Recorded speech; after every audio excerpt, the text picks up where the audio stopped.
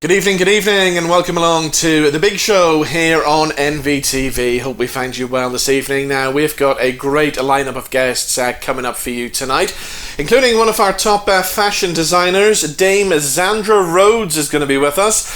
Also, he's one of the most famous voices in sporting commentary. Henry Blofeld, also on the show this evening. We're talking food, talking snacks with food psychologist and taste expert Greg Tucker. And we'll have some great music from Barry Locke. Before all that, let's take a look back at some of the more unusual news stories of the week. And to help us do it, we've been joined on the line by Chloe Gilmore. Chloe, how are you? I'm great. What about yourself? Very well, thank you. So we're starting off by talking about one of my favourite subjects of all time. We're talking gin, aren't we? Yeah, so it's a bit of a viral thing at the minute. Making a gin and tonic with just a couple of ice cubes really would suit all of us. But a report found that we're a bit too miserly with the ice, using it a bit too little in fear of diluting the gin. And I'd be a bit the same, especially coming up to the summer weather. You would be having your wee G&T out in the garden. It gets warmer a bit quicker, meaning gin gets a wee bit diluted. We don't like our diluted drink here. But gin sales are set to reach almost 2 billion this year, and the perfect way to serve it is apparently in a balloon glass filled with ice that blends the flavors as it melts. Now, I was reading this. Yeah. It made me think of something. So a cousin of mine really tried this out, and I've done it ever since, and you might really, really like this. Now, it's very difficult to get alcohol to freeze, but if you take your tonic and your gin and maybe some berries, freeze them into your ice cube makers and use that to pop into your gin instead. I'd say, honestly, that's my sort of favorite way to do it. I do it as well with coffee, for an iced coffee. Really? Okay, I must try that. Okay, that's our top tip for the summer then today on the show, yeah. Really, really good. It works for all of your cocktails, anything that you use in your ice for. Use your mixer and a wee bit of the alcohol, and it's a wee bit nicer. You don't get that awfully watery thing at the end, but I always use it for my iced lattes as well. Fabulous. Okay, there we go. Top tip. What are we talking about next? So we're talking about some little bit of strange fashion sort of mishaps throughout the years. So there's been a new poll. Daniel Craig, okay, may have made them look a wee bit sexy in James Bond, but budgie smugglers are still Britain's most hated fashion item, okay? And you can kind of understand that, okay? Tight trunks definitely came on top of the survey with 69% overall, 74% women, of course. We don't really like to say it. Claiming they should never have been worn in public at all. And I do have to say myself, anytime I've been on holidays and they've appeared on the beach, you're like, oh, okay, right. So that's what we're dealing with today. What about men wearing shorts? Because the good weather is coming and the shorts are going to go on, and men in the UK in general don't have the legs for shorts, do they? No, but something that I do find really strange is you still wear them all the time, all throughout the year. Like, it could be the middle of December, it's snowing, and you'd be walking down the street and I'd be bustled up with my big coat, and I will see a man walk down the street with shorts on. Yeah. I don't know what it is, but yeah, there's loads of other sort of fashion mishaps there. A close second were the leather trousers, which is bad news for ex-Prime Minister Theresa May, who was a very big fan of the trend. Trousers also being a favourite of Rod Stewart, but unfortunately for them, 63% of us reckon that they're a fashion fail, basically. But one that really sort of popped up for me was Crocs. Now, I don't know, do you know what Crocs are? Yeah? Yeah, so those kind of plasticky shoes, aren't they? So they've actually come back in fashion a lot. So I've been scrolling through Instagram and noticing that loads of like big Instagram influencers have been sort of given them by Crocs, and they're out and about and wearing them and putting you. Do you remember years ago when they first came out and you could put the wee gems and stuff on them? Yes, yeah. But this survey is kind of still saying no. No to the Crocs, but yes to the DM boots, because I saw you earlier on this week and you went out and spent, I have to say, an absolute fortune on a pair of DM boots. I did, yeah. So I actually used to have a pair when I was younger, and obviously your feet grow, and I grew out of them. But I've been talking for probably about a year about getting a new pair, and yeah, totally obsessed with them. I'm not surprised you caught me in them this week because I've been wearing them every single day this week. You can pair them with absolutely everything. I got mine in black, so as I could do so. But I was in that shop and I was thinking, oh my gosh, the sandals as well are gorgeous, but I don't think I can justify the price of the sandals for living in Northern Ireland. It'd be different if I was living in Australia. Yes. So the DM boots, they were massive in the 80s among Bros fans and stuff like that, so they're definitely making a comeback in 2021 then. So just one of the last things that I was kind of looking at then today was human life expectancy, which is a little bit of like, I don't know, a morbid sort of subject, but throughout the years, thankfully due to technology and advances in medicine, our life expectancy is increasing quite a lot in countries. But there was a wee bit of a sort of search put into this. Experts in biology and biophysics have been using artificial intelligence, which is so scary, I think. Artificial intelligence. Like we just keep getting smarter and smarter, to crunch through the medical data to create an AI-driven app that they can use to securely estimate the rate of biological aging and our maximum lifespan. So they were taking into account like our lifestyles, how many takeouts we're eating, how clean are we eating, how active are we that we are as people at the minute. And I think that's something that people have really been sort of working heavy on during the lockdown as well. So hopefully it will get it up. But the researchers say this helped them to pinpoint how long any human is ever likely to live, which they say is 150.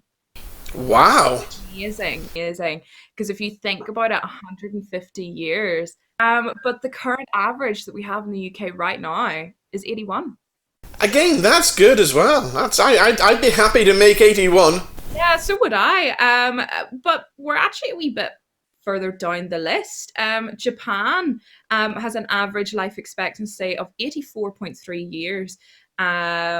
And yeah, that's a lot more than us. We're kind of sort of medium, I think, at the scale. Unfortunately, in places like the Central African Republic, their average life expectancy is 53.1 years. But we're definitely not top of the list. But I think we're doing pretty good. And I think we have a lot of that to say, thanks to in the technology that we have access to and our lovely NHS. Chloe, as always, good to talk to you. Thank you for joining us.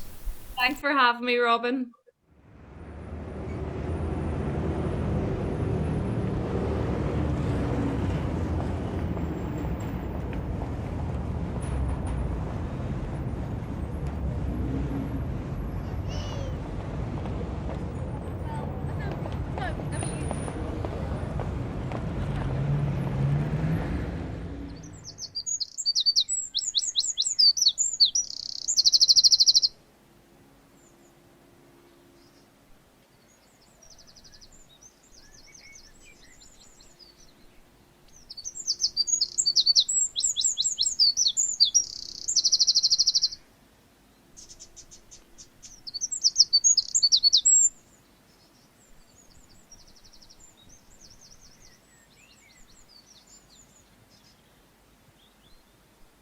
Remember me, and I'm home again. My pockets full of pens and drying inkwells. A paper tree in the creeks and oaks where the changes holds my whistles and bells.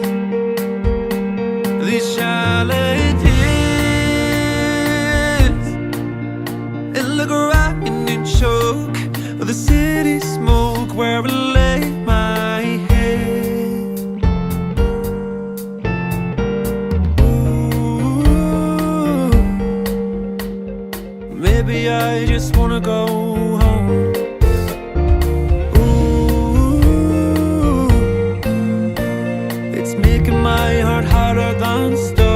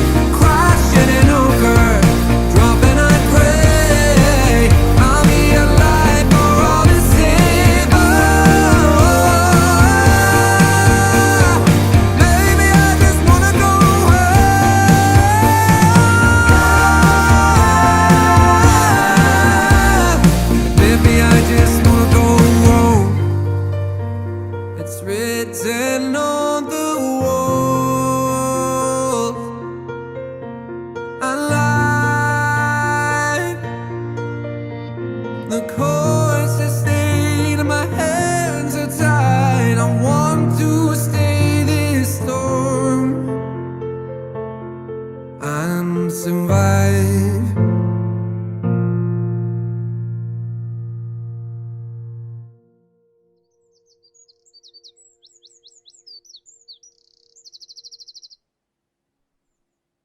Great new song called One of These Days from singer-songwriter Barry Locke, and I'm pleased to say he joins us now on the line. Barry, how are you? Very well, thank you, Robin. How are you getting on today? Very well, thank you. So tell us about that song. First of all, the music video. I recognise some of the background in that. Yeah, I shot it all in Donegal. I always try to use what I have resource-wise, like around me, so I don't have to like pay for things that I can't afford really.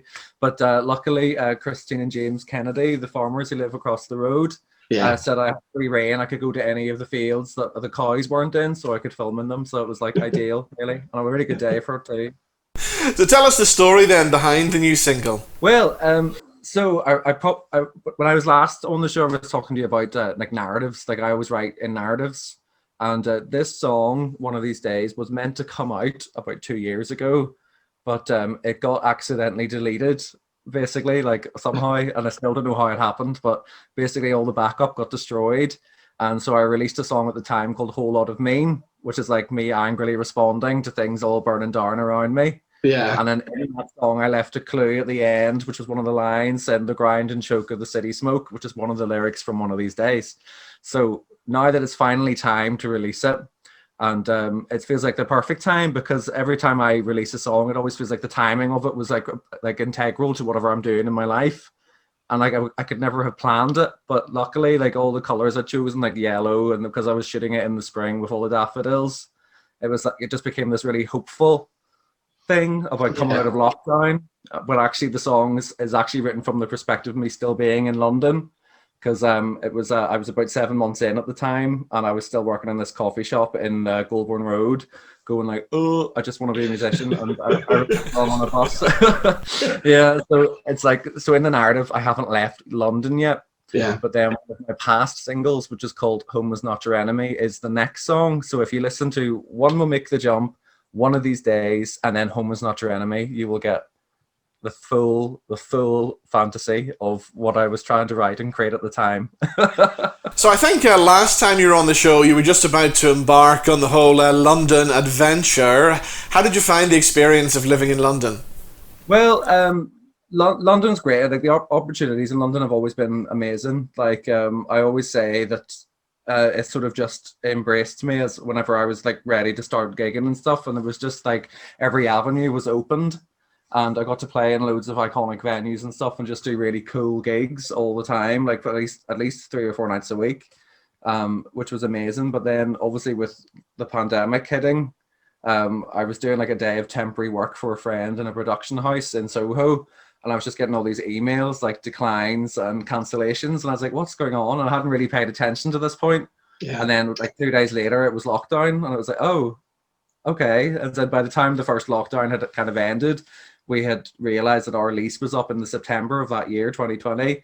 And it was like, well, we can't stay here anymore. So we have to come home anyway. So now it's coming back to Ireland, which has always been a bit sparser for music, I think, in terms of just being able to waltz in anywhere and get a gig. Yeah. And now so basically having to start again, as well as competing with everybody else who's starting again. So it's like, there's quite a few of us now that are still like, you know, in the mix, like doing gigs and making music and whatnot. But the time will tell about how this will go whenever we're all fighting over the same venues. I think it'll be like, ooh. Exactly. So have you used your time during lockdown to be creative and write some new stuff? Yeah. I wrote loads of music that I haven't tested yet or anything. I hate doing live stream gigs. I've never been able to configure my setup to make it like the gig volume or gig sound with like reverb and stuff, so it just sounds dry and really rubbish. And then I think my voice is better when there's reverb on it because it's so cutting. It's like a very different, distinct tone. So it's like without reverb, it's like, ooh, nobody wants to hear that. So yeah, I wrote loads and loads and loads. So I'm getting ready to like start the recording process, because it takes me a while to actually like kind of figure out how I want them to be in a live setting. So I usually have to gig them a bit first before I record them. So once gigs come back, I'll start trying to do that, I think. So this new song then, is this going to be part of an album that you're going to release? Yeah, the plan was like originally I wanted to just do a full album, but thinking back on it now, that was nearly 4 years ago when I started the process, and none of it was actually ready. But in my mind, it was. I was like, it's ready. Let's just put it out. But every song on it has gone through like like at least 2 or 3 rewrites and just kind of reconfiguring what it actually is, and I was encouraged at the time to only do singles for now because it meant that there was always like a constant stream of things for me to actually do, rather than just being there one album and having to promote it forever when I can't like tour and stuff, you know. So it's like, so yeah, I'm gonna stick. I've got to make maybe 2 or 3 more singles to come out. Then I'll just put them all together in like narrative form and make a full album with bits of B-sides and maybe some new material in there, like to make it really like cohesive. So what about other music and stuff? Who are you listening to at the moment? At the moment, that's a good question. My partner Richard and I are constantly like listening to like disco at the minute. Why not? Literally all he wants. Like I can't get enough of Disco Inferno. That plays like on a lip at the minute. So that's basically that. And then Rick got some new Jim Steinman stuff, because obviously with Jim Steinman, his death a few weeks ago, we were actually talking about the time where I was doing a gig in Woolsey's and I did a medley of Jim Steinman music. And Richard texted him because Rick was on the fan club with Meatloaf and everything. So Rick texted him and said, "Oh, here's my partner doing some of your music." But he actually responded and was like, "He has a very strong voice." So it was like one of those moments that I hadn't actually appreciated fully at the time. But then obviously upon his death, I realized that actually meant a lot more to me than I realized. So it's like, oh. So it's like I listen to a lot of like Steinman and a lot of Meatloaf at the minute because that's Rick's tastes, really. Yeah. So, and I don't really play music out loud. If I play music at all, it's with headphones just so I can really hear it. And usually it's always with people that I know who are making music, like my friends from like London, like Valerio Lysander and Laura Resnick, Carrie-Anne Holland. These are all people that are making really fantastic, like genre hybrid folk music that I love, but they haven't been here yet, obviously, because you never hear about these guys over here. That's the weird thing, isn't it? Yeah, it's definitely. Like, I'd love to get them all over for like. Do you know, like the way Open House Festival does that sometimes, like where they get people from outside of Ireland or whatever. I feel like I'd like to do that myself. Like just put on a gig of my own someday with my friends that actually, I think Ireland would love. Like Bangor especially would love what they're doing.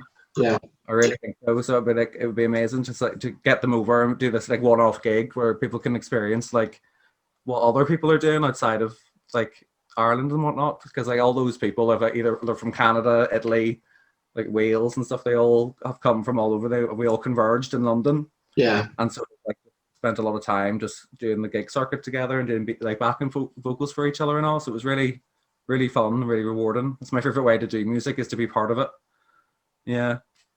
All right, I want to play another one of your songs now, another one of your music videos. Which one should we go for next? I think if you wanted to play, well, if you don't mind, there's a dropped swear and He Comes to Me with Trouble. Okay. If you're allowed, it is dropped, so it isn't in there. It's one F-bomb, but it's dropped out. But I think conceptually, that was like before I did One of These Days. That was my more ambitious of me to try and do more like high concept videos, because I do it all myself with my partner Richard that helps me film it, and then I do all the editing and stuff. So it was like, you know, I want people to say I can actually try what I can do with like that was just set in our cottage, for example. Yeah. You know, so always using what's around. And it's a very personal song, this, to you, isn't it? Yeah, it is. Yeah, it's based on the novel Cloud Atlas. With the author actually reached out to me on Twitter about it, which I thought was brilliant because like I love the film version of it as well by the Kachowski twins, and it's just amazing to like get that kind of like a person that I've been like David Mitchell, isn't it? Like that I've been like interested in from afar, just from their novel, and then writing a song slightly based on it, but based on my relationship with Richard, because we resonated with characters from the book and the film. Yeah, and then the themes in it and stuff are really important to me, and that is like that you always have like a soulmate forever, like no matter what generation you're in, that you'll always find that person that you were supposed to meet So I like that. It's like, yes, like it pleases me. It's like when Rick and I met anyway, we always feel like we were supposed to. Yeah. Because like how easily we like slot together and stuff. And it's like, so I think without those like happy chances in life, people should put more into fate and more into like chance being a larger part of our things than it being than not so. So I think it's a nice sentiment. Okay, we'll hear the song now. It's called He Comes to Me with Trouble. And Barry, it's been great talking to you as always. Thank you for joining us. No worries. Thank you for having me. Cheers.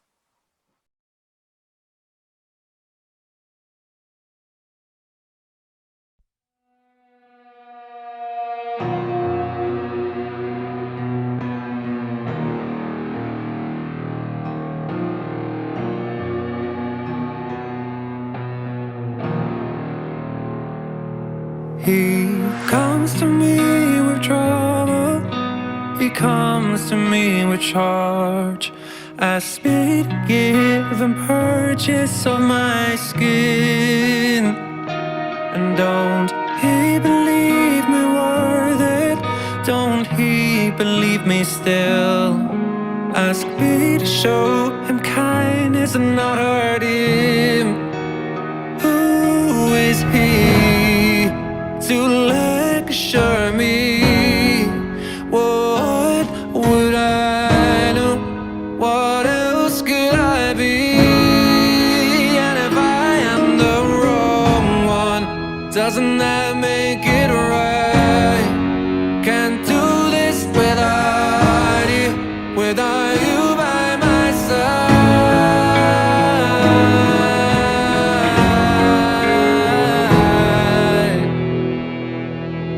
He comes to me with trouble.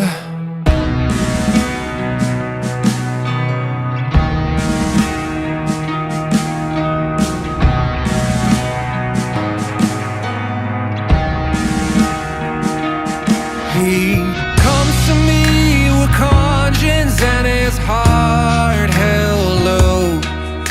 His balances are on the split if I stay or go. He sings to me in riddles and he writes to me in tongues. 'Cause he's so fucking perfect with his smoker's lungs.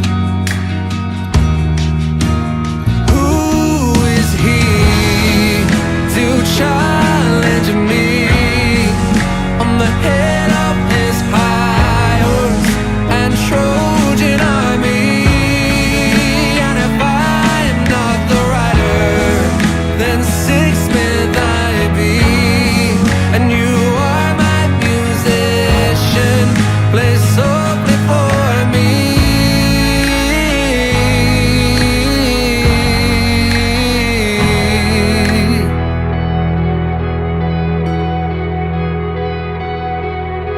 He comes to me with trouble and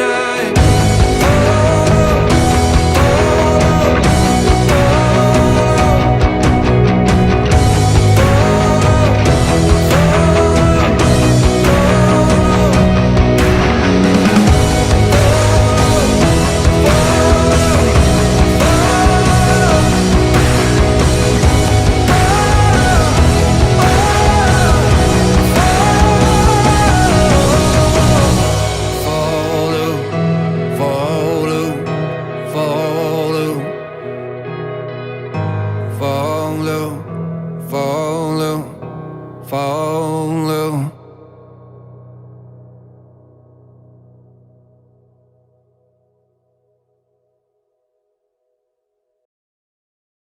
Right, we're talking food now, and in particular we are talking snacks, and a list of the most boring snacks in the world ever have been revealed, all thanks to some brand new research.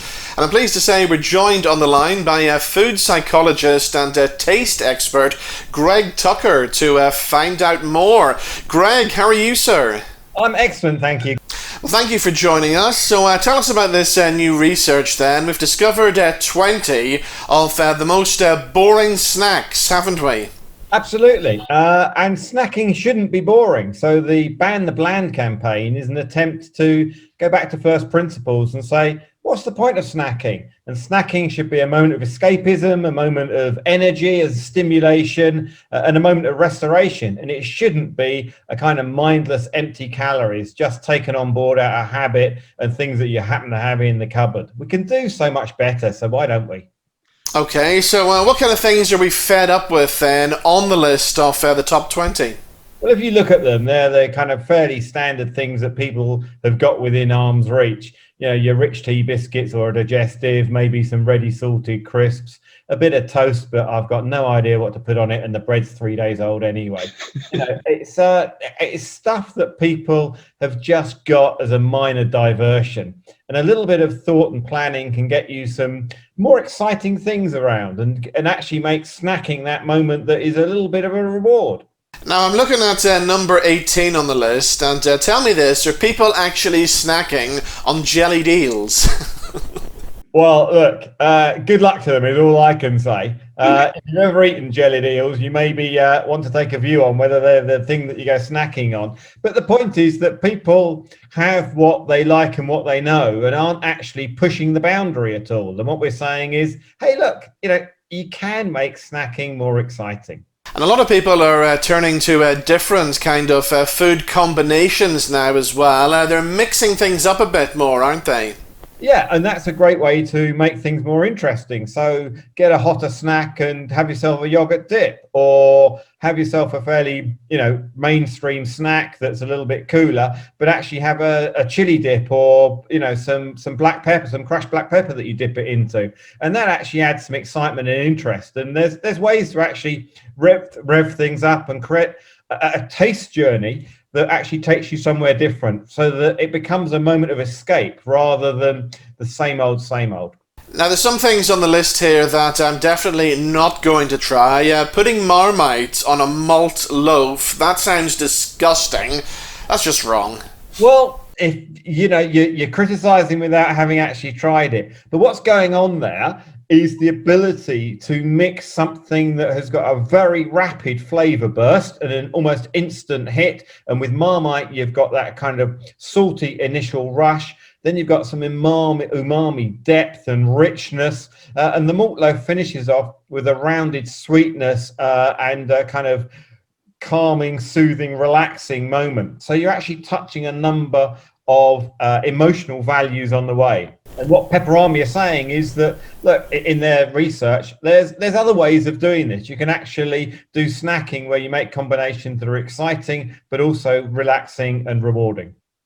So what about the pandemic? Has that kind of impacted on our eating habits a lot? Yeah, because people kind of feel like they're living through Groundhog Day again, don't they? You're locked down and lost track of the days of the week. I'm sitting at my desk, or even worse, I've got my laptop shoved on my lap as I'm sitting on the bed to find somewhere to go and do some work. And people are looking for a moment of escape. They just want out of it. And snacking could do that. But frankly, if people haven't thought about it and got in some options and tried something new, then all you're going to be able to reach for is the slightly tired malted milk biscuits that you got in for the kids. So if you don't actually have the things in the house, all you can do is reach for what you've got. And if you haven't got the inspiration or the availability of new and exciting things, or the wherewithal to make exciting combinations, then it's going to be mindless, empty calories that you're just eating. There's no real diversion. There's no endorphin rush as you discover something new, or as you get that challenge, that frisson of heat that kind of takes you to the edge. So snacking then becomes dull.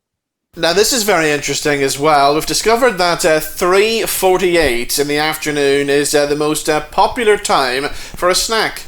Yeah, lunch is long since gone, and it's away to tea time or dinner, and you kind of basically you're fed up. The daylight's fading, it's raining yet again. That holiday to the Greek islands is still 12 months away, and frankly, you want out. You want something to kind of divert you. And so like that late afternoon when the blood sugar level is falling, you kind of reach for something as a diversion, not another spreadsheet I've got to do. Oh my goodness. So I'll go and see what's in the cupboard. I've got 5 minutes. I'll rush downstairs. I'll open the cupboard, and there's that enormous kind of sigh as you realize that all that's there are the kind of leftover things from Christmas that the reason they're still there is because you haven't got around to buying anything exciting.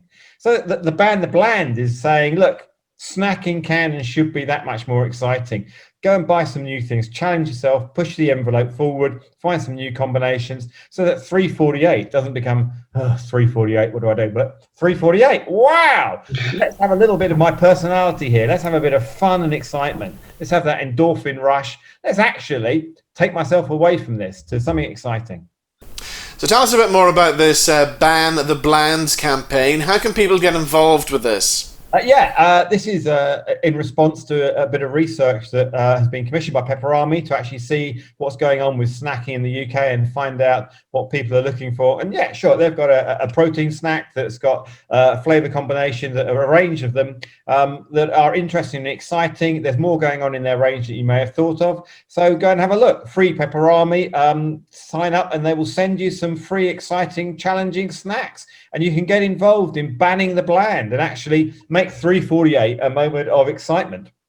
Okay, so Greg, what's your kind of go-to snack then for during the day? Well, I do actually like to have a protein snack where I actually add some kind of heat or some kind of coolness to it so that it's a little bit more exciting and it's not just relying on sugar, which is like a burst of energy, but then a sugar crash. So something that's a little bit more slow release and a bit more rewarding. And, just playing around with those moments and those notes. But I do have one advantage over you, which is that I have the world's most exciting job. So I have lots and lots of things that kind of keep me interesting. So a stimulating job and an exciting snack, that's the way forward. Sounds great. Well, Greg, thank you so much for joining us on the show. Absolutely my pleasure. Have a great day. You too. Think of you at 348. Please do. I'm going to go and raid the cupboards now and see if I can find anything else apart from the leftover mince pies from Christmas. That's right, and get yourself some new exciting snacks. Thanks, Greg.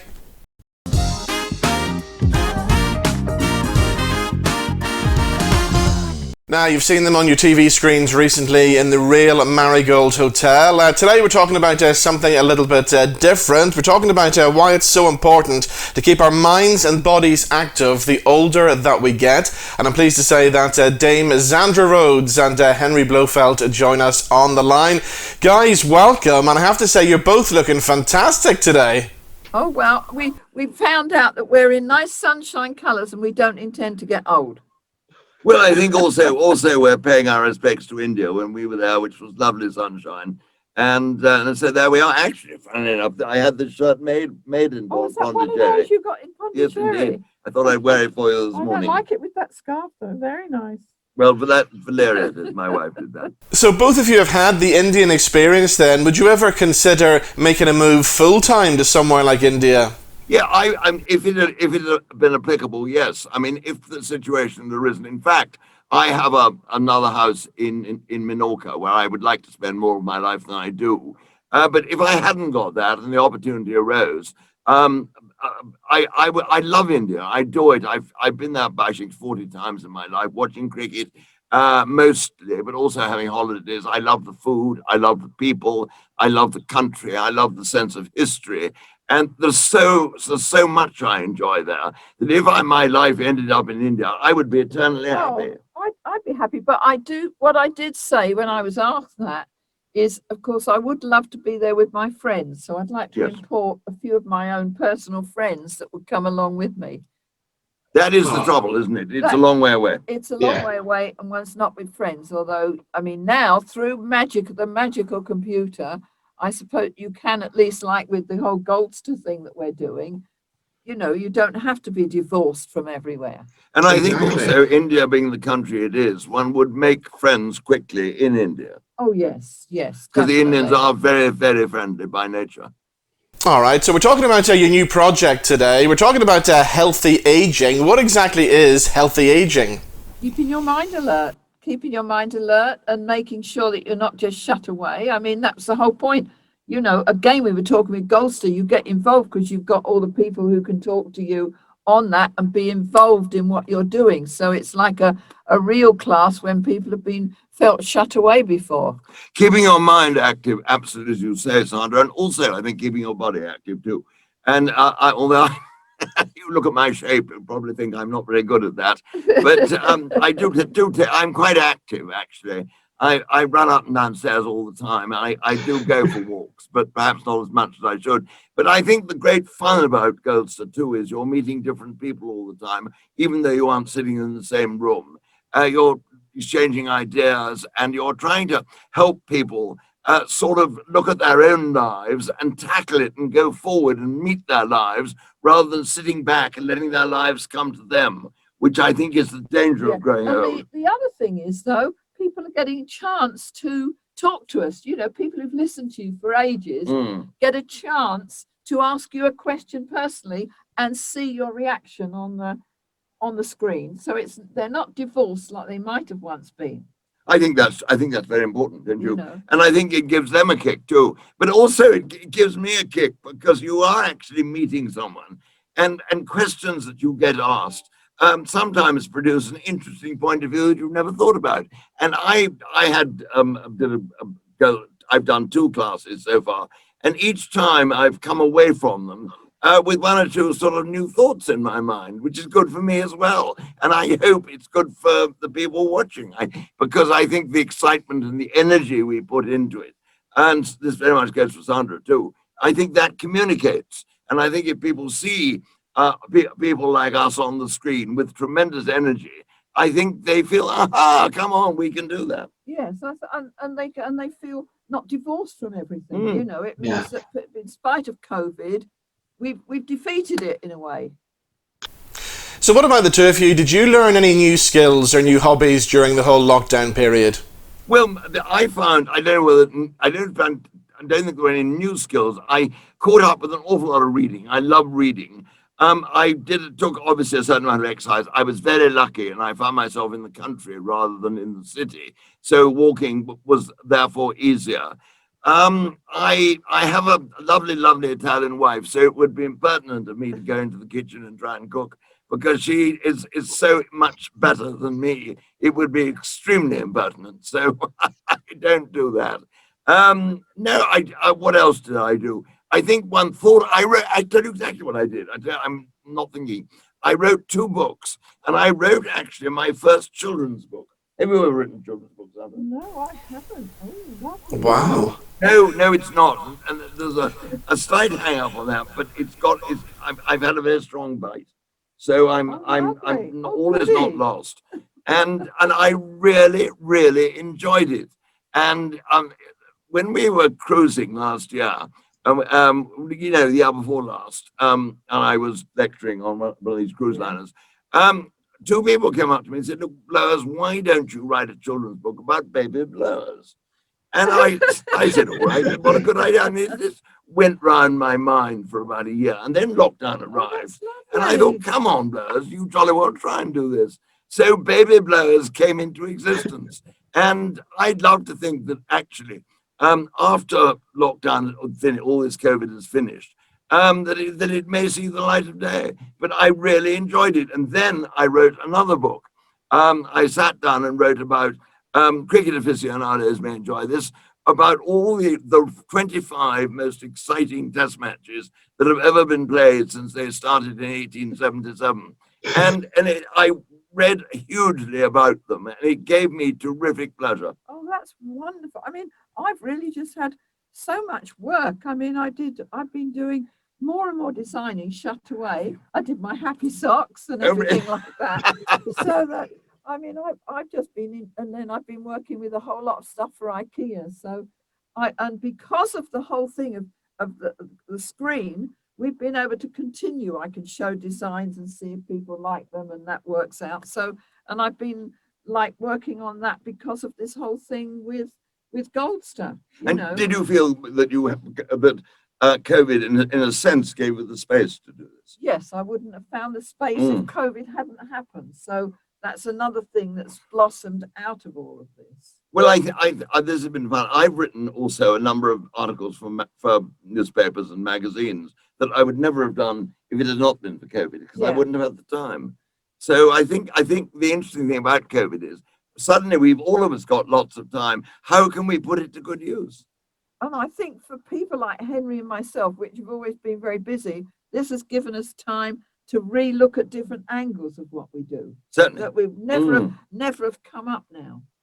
Well, this is a bit. I think what you do is very much more intellectually satisfying. Well, I don't know about satisfying, but intellectually important than what I do. I remember, I know very little about cricket, and I'm expecting Henry to take me to a match, but I've always been enchanted by your voice. Used to listen to it all the time on the radio. Darling, this is getting better and better. Do you miss the cricket commentary, Henry? Do I? Yes, I do. I miss it in the sense that I absolutely loved it. I miss it because I loved the cricket. I miss it because the commentary box had the best seat in the house. I miss it because of the pranks and leg pulling that went on in the box. I miss it because our listeners used to feed us on cakes and just occasionally champagne. And I must say that the mixture of rather gooey chocolate cake and champagne goes extremely well. And if I'd come across it earlier in life, it might easily have become habit forming. So it's probably just, well, it didn't. Yes, I do miss it, but equally, can I say something? And I think this is terribly important. And in terms of Goldster, I think this is important in terms of everyone's lives. I'm lucky. I've always have made myself deal with tomorrow and never with yesterday. I've always looked forward. When cricket finished, it did in early September 2017. I left Lords that day and cricket's door slammed behind me. I wanted to look forward, theatre, speaking, writing, all the other things I do, which I've concentrated on. So now I really don't have time to go and watch cricket. Now that sounds silly, doesn't it?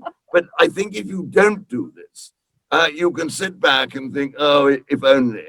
And then you start feeling sorry for yourself. Yeah. And there is no worse thing in life than feeling sorry for yourself. It doesn't get you anywhere.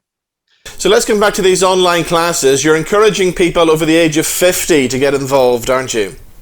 Well, I'd encourage anyone to get involved, truthfully, anything so that your mind doesn't go to sleep and you can do, you can be involved in all sorts of things. Mine is if people are interested in aspects of fashion and what I do, or with Henry, all sorts of different aspects.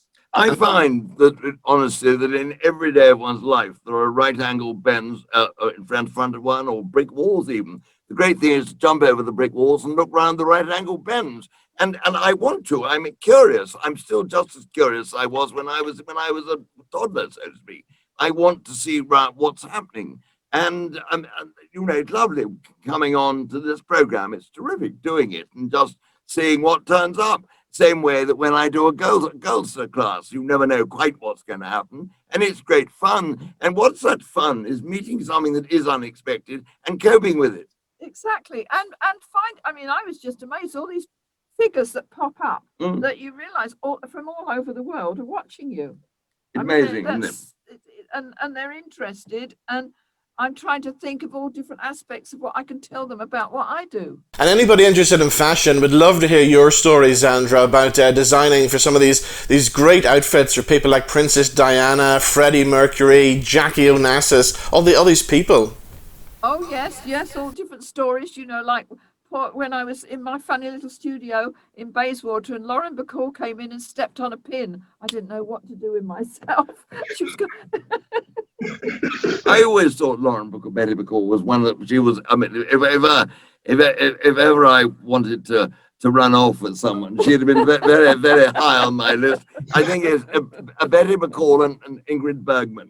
Oh, wonderful! They'd have had it would have been a very close race for first place. Can I ask, Zandra, did you have a favourite person that you designed for? Favourite person? Oh, that's difficult. I mean, everyone's got such different characteristics. Princess Diana was very, very, very shy and was always worried. I did a wonderful wrap dress and she'd say, well, I've got to rehearse sitting down because when I get out of a car, you can be sure a photographer will be at the wrong height that would get the wrong angle. You know, you have to think of all those things so it didn't look too daring, even if it was a bit daring, you know, and That things is like that. sort of fashion hypochondria, It is really, yes. isn't it? I mean, But you know what people then have to think about, that the dress won't ever fall down, that it will always be in perfect position so that they're never caught hitching the whole thing up or anything like that. And that they're all things that you've got to really bother about, you know. and I think both our jobs that we've done in our lives, you've always got to remember one other thing, which is very important.